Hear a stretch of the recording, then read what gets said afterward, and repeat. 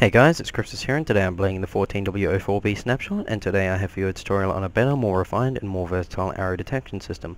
Now, what I mean by more versatile is that it will detect an arrow in any block if it's on the sides, top, or bottom. So yeah, that's pretty cool.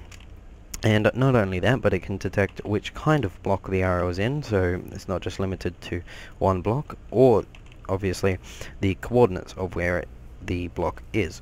So I've set up a quick little demonstration to show you just a quick little example of what it can do. So you can see I've got a target over there. If I shoot it, I've hit the white ring. Let's see if we can get a bullseye. There we go. Got a bullseye.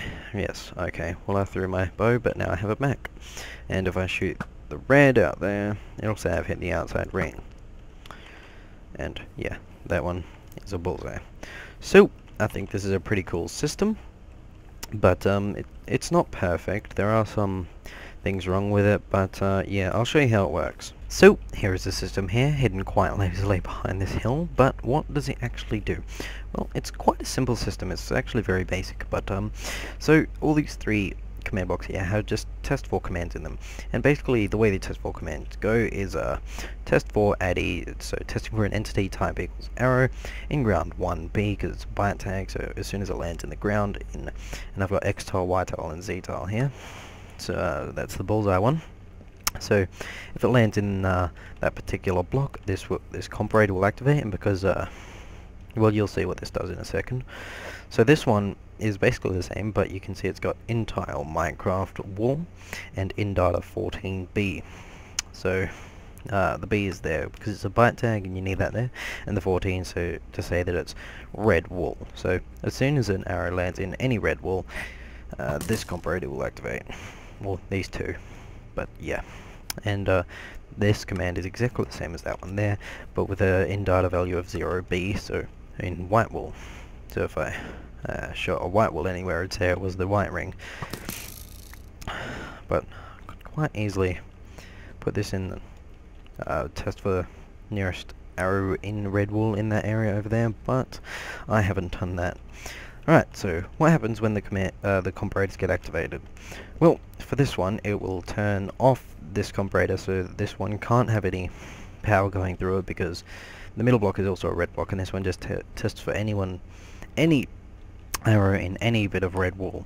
So basically, if it lands in the bullseye, this will cut that off, so this one doesn't activate, and then go into these command blocks, and these ones just go into their command blocks. So yeah, what happens in the command blocks though? Well, this command block, that command block, and that command block all just kill the youngest arrow, and then up here they just say which part you've hit, so bullseye, red ring, outside ring, sorry, and the white ring. And last but not least, we have we change the block data of these to success count 0 to turn them on, so they can cycle through for all of the arrows. And you can see that this one powers both of these ones here, so it changes the block data for this one and this one, whereas the others only do it for themselves, and that's because if I didn't do that with this one would activate afterwards. So that's why I've done that. And now we'll just go through building one of these commands, sorry, and split it up into little bits so you'll understand it a bit easier, as I always do. So the first part is just testing for an arrow. So we have test4 at E type equals arrow, C equals -1.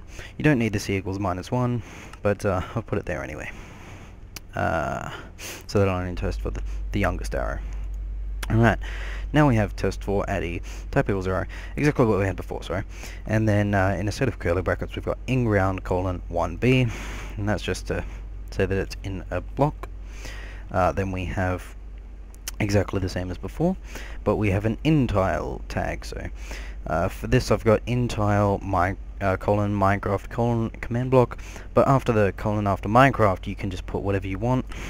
So then after what we had before, we have the InData tag, and that's 0B at the moment, 0 because, well, that's what command blocks are, what these command blocks all are, and the B because it's a byte tag, and you need that there.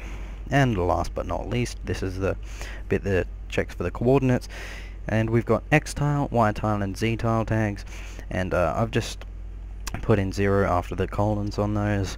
That's just an example. Obviously I'm not going to I don't know where those coordinates are, and yeah. And so each of those numbers is followed by an S because they're short tags and that is necessary.